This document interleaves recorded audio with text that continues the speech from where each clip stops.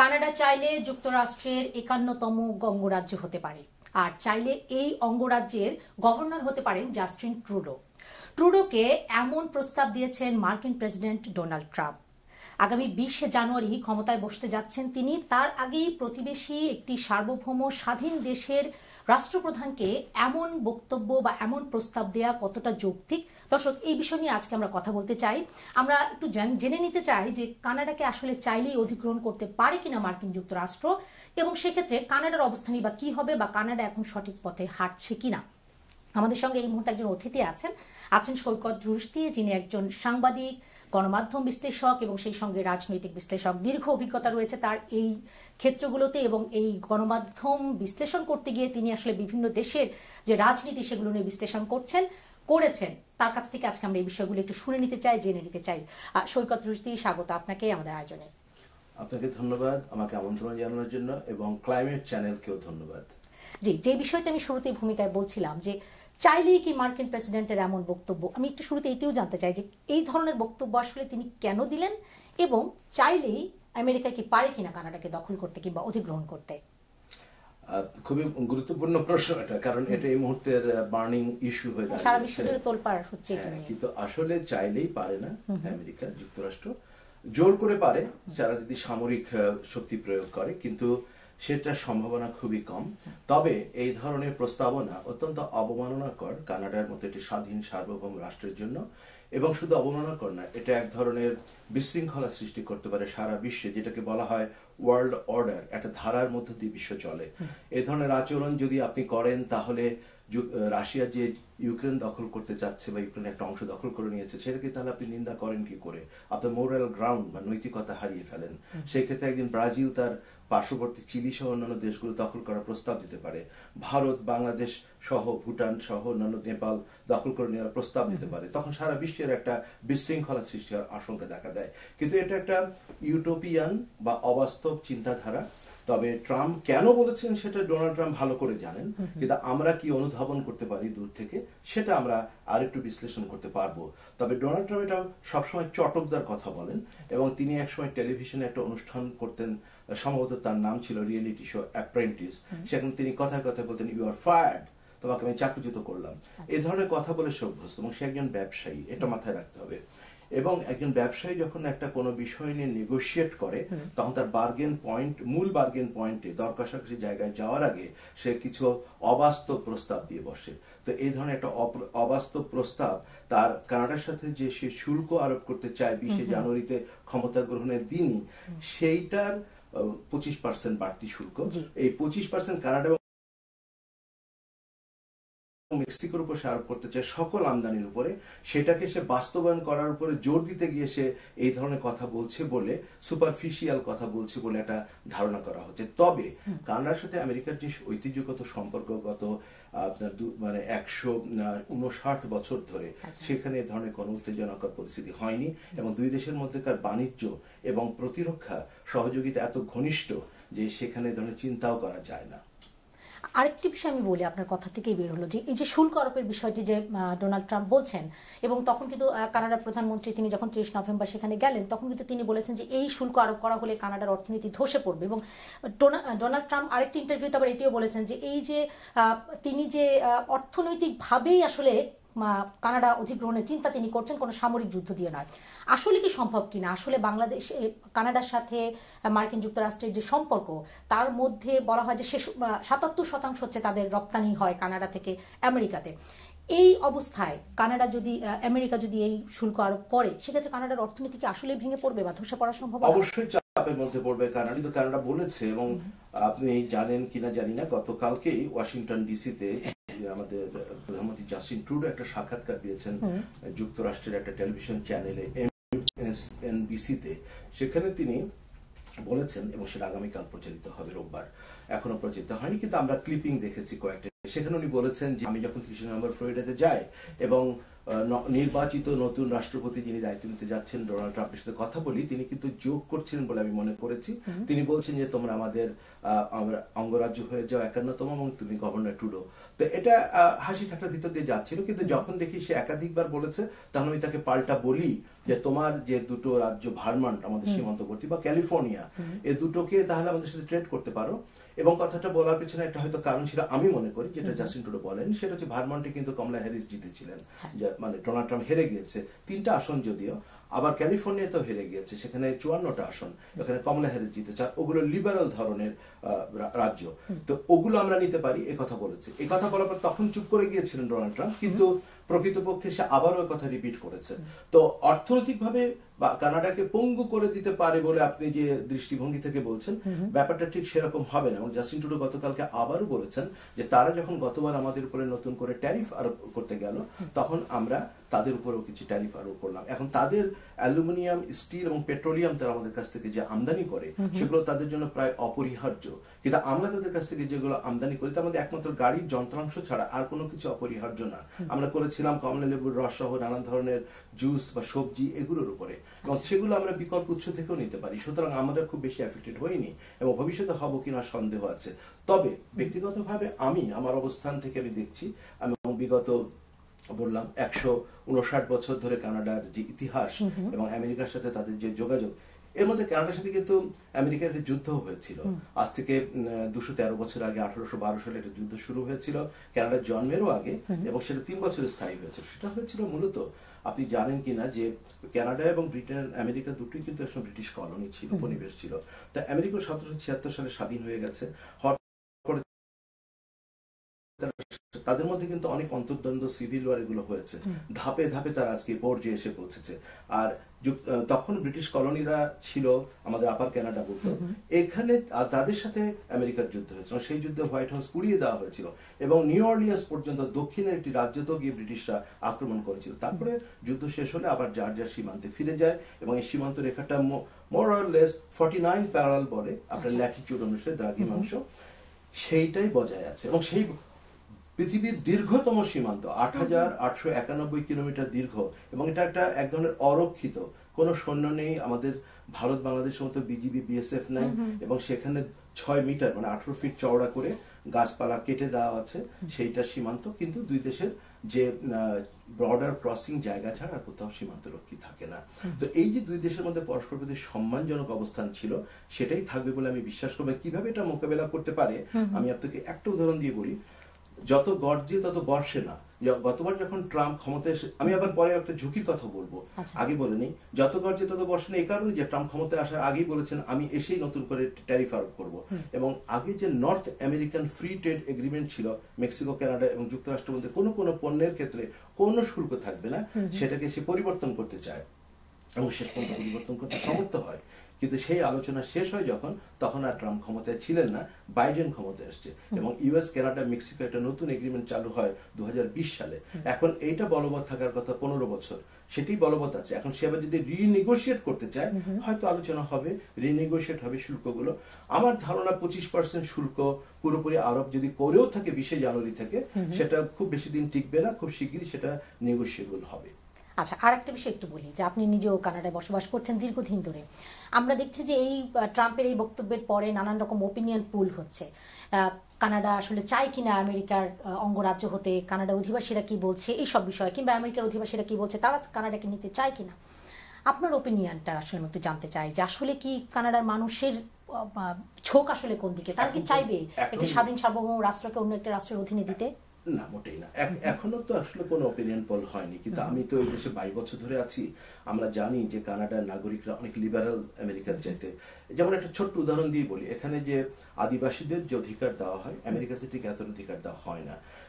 আমেরিকাতে দ্বিতীয় সর্বোচ্চ ভাষা হলো স্প্যানিশ ভাষা, ইংরেজি পড়ে, তারা সেটাকে রাষ্ট্রীয়ভাবে মর্যাদা দেয়নি। কিন্তু কানাডাতে 1965 সালেই ফ্রেঞ্চ এবং ইংলিশ দুটোকে সমান অফিসিয়াল ল্যাঙ্গুয়েজ হিসেবে মর্যাদা দিয়েছে। এই যে মানুষের মর্যাদা রক্ষা করার বিষয়টিতে আমেরিকা মানুষকে অনেক ক্ষেত্রে আমি বলবো না তারা তুচ্ছ করে, তারা সমান মর্যাদা অনেক ক্ষেত্রে দেয় না, এবং কানাডাতে দেয়। ফলে কানাডার মানুষ যে ধরনের, বিশেষ করে আমাদের চার্টার অফ রাইটস, যেটা 1982 সালে জাস্টিন ট্রুডোর বাবা পিয়েরি ট্রুডো ব্রিটেন থেকে আদায় করে এনেছিলেন, আমাদের সংবিধানের মৌল ভিত্তি হচ্ছে সেই চার্টার অফ রাইটস, মানে আমাদের মূল অধিকারগুলো, charter of rights and freedoms, তার ভিত্তিতে সেগুলোর সাথে আমেরিকার যে সংবিধানের যে সমস্ত অধিকার রয়েছে তা মেলে না।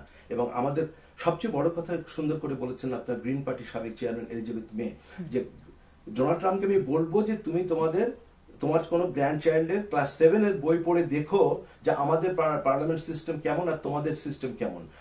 একটা ছোট উদাহরণ বলি, কতটা মানে অবমাননাকর কথা বলেছে। আমাদের one of the greatest hockey player হচ্ছে ওয়েন গ্রেটিস্কি, এবং ডোনাল্ড ট্রাম্প বলেছে ওয়েন গ্রেটিস্কি হবে next governor, you run for prime minister, বারে বারে বলেছে। তখন এলিজাবেথ মে বলছে সে জানি না কানাডাতে প্রাইম মিনিস্টার পদের জন্য কেউ রান করে না, এখানে এমপিরা ইলেক্ট হয়, হওয়ার পরে যেই এমপি সবচেয়ে বেশি এমপির সমর্থন আদায় করেন তিনি প্রধানমন্ত্রী হন। সেখানে আমেরিকার মতো রাষ্ট্রপতি পদে কেউ প্রতিদ্বন্দ্বিতা করে না। এটাই যে জানে না সে কি করে কথা বলে। প্লাস উনি আরো বলেছেন যে আমরা ক্যালিফোর্নিয়া, ওয়াশিংটন মানে ব্রিটিশ কলাম্বিয়ার সংলগ্ন ওয়েস্ট কোস্টের ওয়াশিংটন, ওরিগন এবং ক্যালিফোর্নিয়া রাজ্য আমাদের মধ্যে নিয়ে আসতে পারি। আমরা উল্টো বলতে পারি।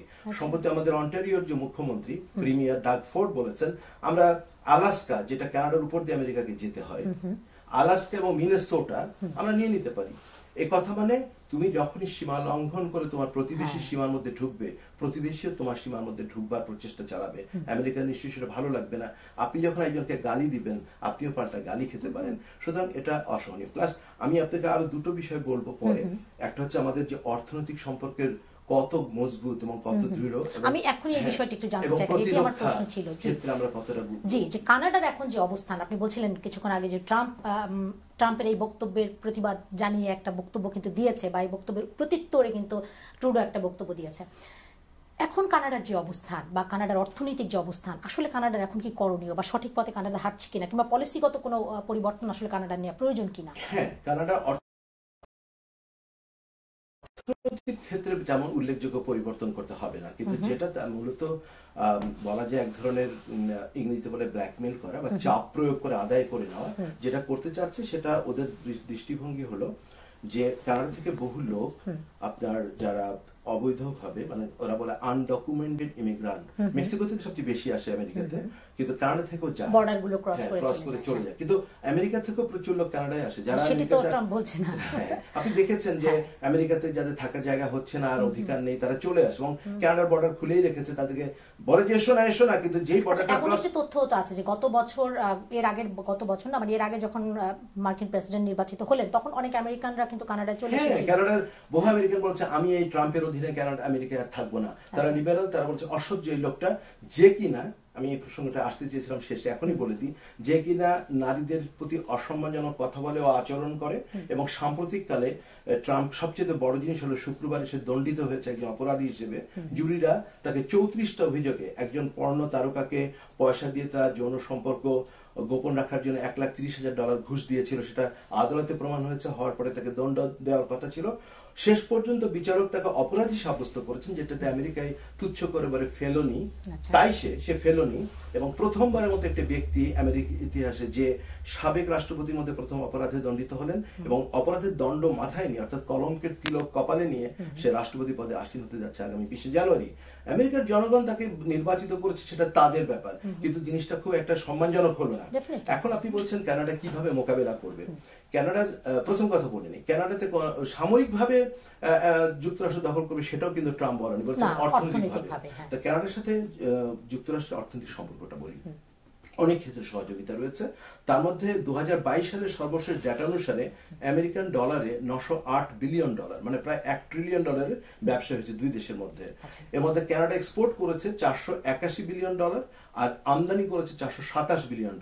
তো $53 বিলিয়ন একটা ঘাটতি, সেটা আমেরিকার বিপক্ষে ঘাটতি, আমাদের পক্ষে গেছে। কিন্তু ট্রাম্প কিন্তু এই ফিগারগুলো সামনে না নিয়ে সে বলে $100 বিলিয়ন। সে বলে সে কথাটা কি বলে দেখেন, বলে কানাডাকে আমি $100 বিলিয়ন সাবসিডি দিই আর মেক্সিকো দিই $200 বিলিয়ন, এটা দিব না। তো সে সাবসিডি দেয় না, তোমরা সেগুলো উৎপাদন করতে পারো না বলেই তো আমাদের কাছ থেকে, যেমন আমাদের কাছ থেকে যেটা নেয়, 1 নম্বর যেটা অপরিশোধিত তেল, 2 নম্বর হচ্ছে মোটর গাড়ির পার্টস, 3 নম্বর হচ্ছে আপনার স্টিল এবং অ্যালুমিনিয়াম, 4 নম্বর হচ্ছে ইউরেনিয়াম। তোমাদের নাই, তাই আমাদের কাছ থেকে এটা তো যে কোনো বিশ্বের যে কোনো দেশে আসলে তাই করে, তাই করতে হয়। তোমার যদি স্বয়ংসম্পূর্ণ হতে তাহলে তো চাইতে না। যেটা হতে পারে যে ট্রেড ব্যালেন্স হতে পারে। কিভাবে? 25% যদি শুল্ক আরোপ করে, কানাডাও কিছু কিছু পণ্যের উপরে করবে। আমেরিকায় যদি একটা ছোট উদাহরণ দিই, আমাদের কানাডাতে ধরেন এই আমাদের অন্টারিও প্রদেশে $17.50 বা $17.20 হচ্ছে মিনিমাম ওয়েজ।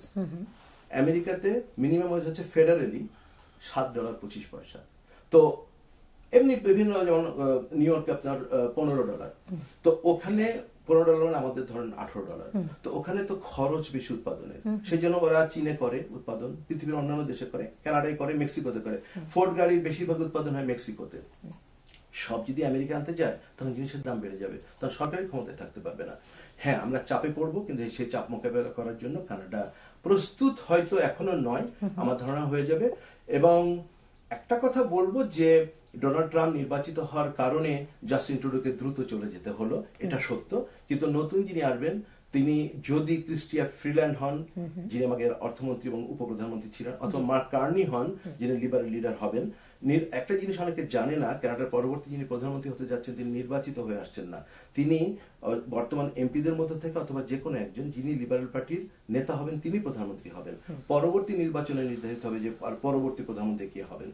তো সেই প্রধানমন্ত্রী যদি মার্ক কার্নির মতো একজন অর্থনীতি বিশেষজ্ঞ হয়, বা ক্রিস্টিয়া ফ্রিল্যান্ডের মতো যদি একজন অর্থনীতি মন্ত্রী ছিলেন এমন ব্যক্তি হয়, তাহলে সেয়ানে পাল্লা দিতে পারবে, যেরকম মেক্সিকোর প্রেসিডেন্ট একজন নারী হবার চেষ্টা করছেন।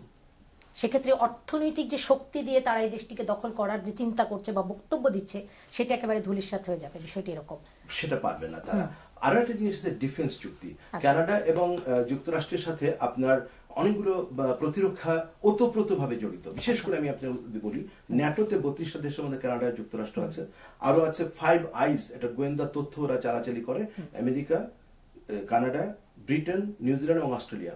এছাড়াও আরো 10টা চুক্তি আছে। তার মধ্যে সবচেয়ে গুরুত্বপূর্ণ হলো যে স্নায়ুযুদ্ধের সময় করেছিল নোরাড, সেটা north American air space command centre. সেটাতে কানাডার প্রায় সকল এয়ার বেজে আমেরিকান সৈন্য প্লেন আছে, আবার আমেরিকান সকল প্রায় বেজে কানাডিয়ান সৈন্য আছে।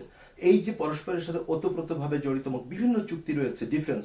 রাশিয়া থেকে যদি নিউক্লিয়ার বম মারে তাহলে আমরা কিভাবে মিসাইলগুলো ঠেকাবো, সেটা দুই দেশ একসাথে কাজ করছে। এবং কানাডার বহু আর্মি আমেরিকান আর্মিতে কাজ করে, আমেরিকার বহু আর্মি কানাডিয়ান আর্মিতে কাজ করে। এগুলো যেমন ওতপ্রোতভাবে জড়িত। আরো একটা জিনিস আছে, আবার দেখেন ইউনাইটেড নেশন যে সমস্ত যুদ্ধ অ্যাপ্রুভ করেনি, আমেরিকা গিয়েছে, যেমন ভিয়েতনাম ওয়ার, তারপরে ইরাকের প্রথম যুদ্ধ, কানাডা কিন্তু অংশ নেয়নি। তো কানাডা তার স্বকীয়তা বজায় রাখতেও জানে। আবার এই কানাডাতে কিন্তু একসময় নিউক্লিয়ার উইপন ছিল, 1984 সালের পর থেকে আর নেই, ওটা আমেরিকা মোতায়েন করেছিল। তো এটা কানাডা হচ্ছে আমেরিকার একটা প্রথম প্রতিরক্ষা ব্যূহ, সেটাকে নষ্ট করতে নিশ্চয়ই তারা চাইবে না। সেটাই। তাহলে আমরা কি একেবারে উপসংহারের যদি চলে আসে এই বক্তব্য নিয়ে, যেহেতু আজকের আলোচনা, যে কানাডিয়ান যারা আছে তাদেরকে উদ্বিগ্ন হওয়ার কিছু আছে? আমি মনে করি না, বরং আমি বলবো দুটো বিষয়। একটা হচ্ছে যে লোকটি এই কথাগুলো বলছে ডোনাল্ড ট্রাম্প, সে কে, তার লিগ্যাসি কি? সে একবার তো প্রেসিডেন্ট ছিল, যুক্তরাষ্ট্রের ইতিহাসে 45 জন প্রেসিডেন্ট হয়েছে, সে 45তম ছিল, আবার 47তম হতে যাচ্ছে। তার প্রথম 4 বছর শাসনামলের লিগ্যাসি কি? প্রথমে সবাই জানে যে সে একজন হোয়াইট সুপ্রিমেসিস্টদের প্রতি সমর্থন দেয়, সে নারীদের প্রতি অবমাননাকর কথা বলে, সে একটা অপরাধী হিসেবে দণ্ডিত হয়েছে। কিন্তু একই সাথে মনে রাখতে হবে যে সমস্ত লোকগুলো এই ধরনের দৃষ্টিভঙ্গির সাথে মিলিত বা তার মতের সাথে মিলিত এবং যাদেরকে অনেকে পছন্দ করে না, এমন লোকগুলোকেই কিন্তু সে মন্ত্রী বানাচ্ছে, এবং তার ফলে একটা ঝুঁকি থেকে যায় আমাদের উপর চাপ প্রয়োগের জন্য। কিন্তু আবার একই সাথে মনে রাখতে হবে যে ওই প্রথমেই বলেছি, যত গর্জে তত বর্ষে না, অর্থাৎ সে যতগুলো ইচ্ছে করবে, ইচ্ছে করলেই প্রেসিডেন্ট সবকিছু পারে না। বিশেষ করে আমেরিকার প্রেসিডেন্ট অভ্যন্তরীণ নীতিতে তেমন কিছু অবদান রাখতে খুব বেশি পারে না, সে বৈদেশিক নীতিতে পারে, তাদের মধ্যে এই অধিকারটা দেওয়া হয়েছে। তা আমি মনে করি না আর কানাডার ক্ষেত্রে একটা গুরুত্বপূর্ণ প্রশ্ন হলো, কানাডার যদি সংবিধান পরিবর্তন করতে হয় তাহলে 3টা টেরিটরি, 10টা প্রদেশ আছে, 10টা প্রদেশকে একমত হতে হবে। কানাডাতে 10টা প্রদেশ একমত হবে এমন কোন, ইভেন সিনেটে নির্বাচন পদ্ধতি আনবার জন্য প্রস্তাবনা রয়েছে, এখন তো মনোনীত হয়, আমাদের কানাডার সিনেটের কথা বলছি। তো সেটা যে নির্বাচনের মাধ্যমে হবে এই প্রস্তাবটাই পাশ করা সম্ভব হচ্ছে না, কারণ 10টি প্রদেশ একসাথে একমত হয় না। সেখানে নিজের স্বকীয়তা সার্বভৌমত্ব বিসর্জন দিয়ে যুক্তরাষ্ট্রে যোগ দেওয়ার জন্য 10টি প্রদেশ একমত হবে এমন মনে হয় না। আর কানাডার যে উদার নৈতিকতা রয়েছে সেই এবং শান্তিপূর্ণ দেশ, এবং কানাডা বিশ্ব শান্তি রক্ষায় যে অবদান রেখেছে, তারা কখনোই যুক্তরাষ্ট্রের সাথে অঙ্গীভূত হওয়ার কথা ভাবতেই পারে না। এই জায়গায় আরেকটা কথা মনে পড়ছে, ট্রাম্প কিন্তু আবার এটিও বলেছে যে তাহলে কানাডা ওই বৈঠকেই 30 নভেম্বরের বৈঠকেই একজন বলছিলেন যে কানাডা তো উদারপন্থী দেশ, ট্রাম্প তখন বলেছেন যে তাহলে দুটো অঙ্গরাজ্য তাদের হতে পারে, একটি উদারপন্থী এবং একটি রক্ষণশীল। মানে নানান রকম আসলে রসিকতা। এটা মূলত আসলে আমি আবার প্রথমেই বলেছিলাম যে এটা হচ্ছে চাপ প্রয়োগ করা, করে তাদের 25% ট্যারিফটাকে মানে বাস্তবায়ন করার জন্য এই কথাগুলো বলে একটা সুপারফিশিয়াল আবরণ তৈরি করছে, মানুষ ওগুলোতে আতঙ্ক হয়ে যাবে, তখন সে তার দাবি আদায় করবে। আপনি মনে রাখবেন ডোনাল্ড ট্রাম্প হচ্ছে একজন এমন ব্যবসায়ী যে সারা জীবনে ট্যাক্স ফাঁকি দিয়েছে। আচ্ছা, তো সে সবসময় ব্যবসায় নেগোশিয়েট কি করে করতে হয়, কি করে ট্যাক্স ফাঁকি দিতে হয়, বিলিয়ন বিলিয়ন ডলার বা জানে, সেটাই সে চেষ্টা করছে। আমি অন্য কিছু আপাতত মনে করছি না। যাকে এটি স্বস্তির খবর অন্তত যারা কানাডায় বসবাস করছে তাদের। অবশ্যই, এবং কানাডা একটা নিজস্ব স্ট্র্যাটেজি তৈরি করবে এবং এটা বিশ্বের ওয়ার্ল্ড অর্ডারের জন্য খারাপ একটা উদাহরণ হতে দেবে না কানাডা, আমি নিঃসন্দেহ, এবং আমেরিকার জনগণও দেবে না বলে আমি আস্থা রাখি। কারণ আমেরিকার প্রেসিডেন্টের সাথে কানাডার প্রেসিডেন্টের প্রধানমন্ত্রীর সম্পর্ক শুধু নয়, কানাডার আমেরিকার জনগণের সাথে কানাডার জনগণের যে অঙ্গাঙ্গী সম্পর্ক, সেই সম্পর্কটা অনেক গভীর। ডোনাল্ড ট্রাম্প দিয়ে তা নির্মিত হয় না। অনেক ধন্যবাদ সৈকত রুশদী আপনাকে একদম আলোচনার বিশ্লেষণ তুলে ধরার জন্য। অনেকটা পরিষ্কার ধারণা এবং অনেকটা স্বস্তির খবর নিশ্চয়ই যারা কানাডিয়ান আছেন তাদের। আপনাকে ধন্যবাদ এবং ক্লাইমেট চ্যানেলকে ধন্যবাদ। আমার আশাবাদী যে কানাডা তার মতো সক্রিয়তা নিয়ে থাকবে এবং ডোনাল্ড ট্রাম্প রাষ্ট্রপতি হলেও 20 জানুয়ারি তেমন কোনো উল্লেখযোগ্য পরিবর্তন দুই দেশের সম্পর্কে হবে বলে আমি মনে করি না। অনেক ধন্যবাদ আবারও। দর্শক, ধন্যবাদ জানাচ্ছি আপনাদেরকেও ক্লাইমেট চ্যানেলের সঙ্গে থাকার জন্য। আপনাদের সঙ্গে এতক্ষণ আমি শাহনাজ জুমা ছিলাম। নিশ্চয়ই আমাদের যে আজকে আয়োজন সেটা আপনাদের ভালো লেগেছে। সঙ্গেই থাকবেন ক্লাইমেট চ্যানেলের।